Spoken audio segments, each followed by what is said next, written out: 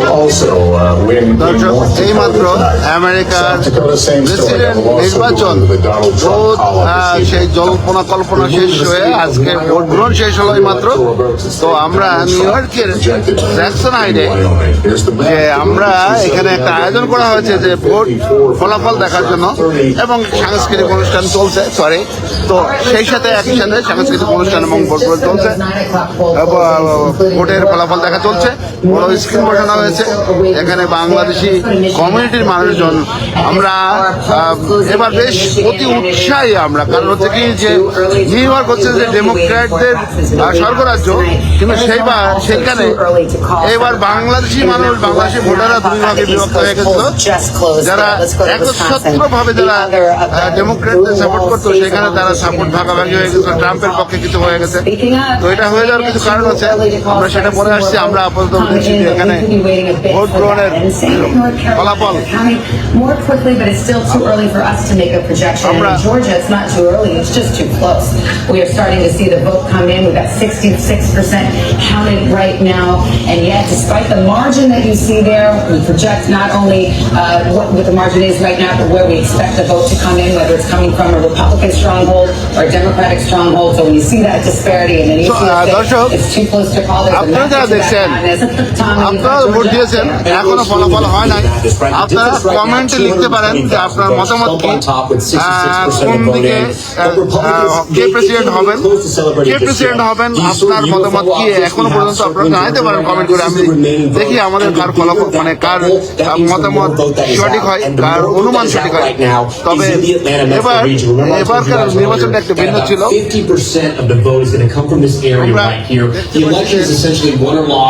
In the Atlanta metro region, because the margins are so close. Every vote matters, but because the margins are so close, Trump runs up that প্রত্যেকটা স্টেটের নির্বাচনী হালচাল টেলিভিশনে দেখাচ্ছে। Let's take a look. Let's see how এখনো পর্যন্ত Trump এগিয়ে মনে হচ্ছে। Cobb County, 77% of the vote is in.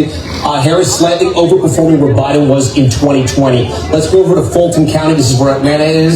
A huge county for Democrats here. She's about where Biden was, 72% of the vote in. She can catch up and bring that up. Gwinnett County, again, these are the counties that Clinton flipped in 2016, and they just got bluer and bluer. And you can see what's happening here. 16% of the vote is in, but she's at 60. Biden was at 58. Let's keep going around here. Douglas County, 84% in. Here we go. Harris overperforming in that county. We'll come a little further out. Rockdale County, we'll kind of move a little out the suburbs, the exurbs, if you will. 69%. Look at where Harris is tonight. 74%. She's running up that vote in the Atlanta metro region. If she can keep that momentum going, she can possibly take the state of Georgia. But again, we gotta wait and see. I want to see how Trump is doing in some of his rural counties. 78% of the vote is in. So 78% in 2020 is at 78 right now. Let me go to neighboring Towns County right here, 81-80, and then in Union, 81-80. He seems to be hitting his marks too. I want to hit some sort of swing counties, if you will. Dooley is one of these. Trump won it in 2016, but if we go back, Obama had it in 2012. Tonight, Trump is up. He's building on his margins for 2020. That's a good sign for him. Let me see what each county is in. Each county is in no vote. Swing counties, not a whole lot of voters, but it usually sort of picks the winner. We like to watch it as we go around. অঙ্গরাজ্যের এক এক নির্বাচন এলাকার আলাদা আলাদা করে vote দেখাচ্ছে টিভিতে। ওভারঅল যা খবর আছে তাতে Biden was in 2020. So still very close in Georgia, as we said. Too close to call. It was about 12,000 votes that separated this in 2020. Trump won this state by about 5 percentage points in 2016. The state is definitely changing, and the reason why it's changing, it's in this Atlanta metro region. Yeah.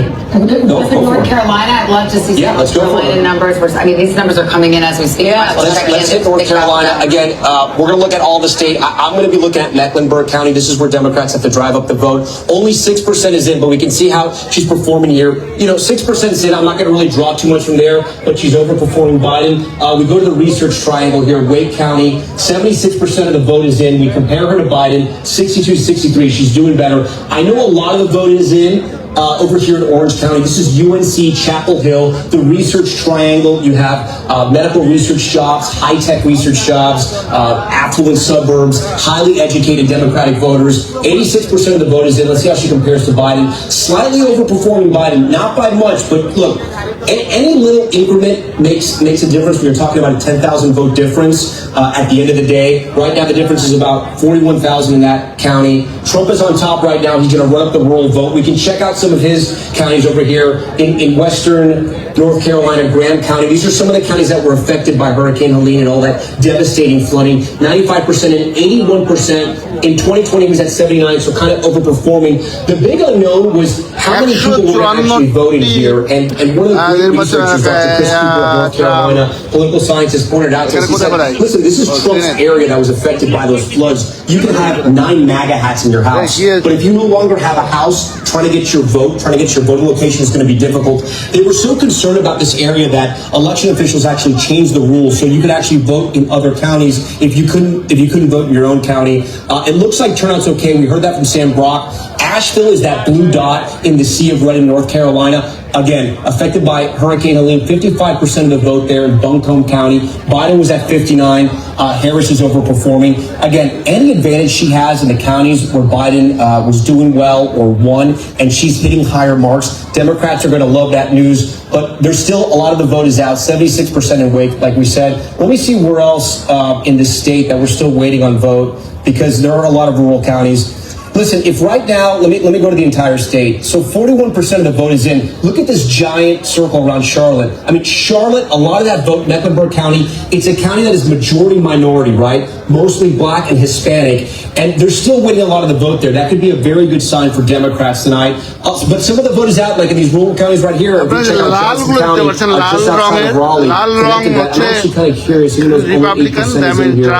This was a county that they were looking at to see if Democrats could make inroads there. It looks to be about the same, only 8% in. But I think North Carolina, as more of this map gets filled out. Right, so here's where we are, 7 minutes after 9 o'clock in the East Coast. 6 polls have closed now. 6 of 7 battleground states still waiting, obviously, for the 7th. Hallie, you heard the numbers. Break it down how we're viewing it through the lens of through the exit polls, which are coming in. And I got to give the grain of salt caveat, which is these numbers don't get finalized until closer to Thanksgiving, right? So we don't want to overread into them, but they are an indication of where things stand. And what I'm looking at, given that polls have just closed now in the rest of the blue wall states, Michigan and Wisconsin, here's something interesting. Look at the youth vote here. This is a little tricky to look at, but I'm going to walk you through it. Look at Vice President Kamala Harris. She is winning younger voters under the age of 30 in Wisconsin, but Donald Trump is right on her heels there with 47%.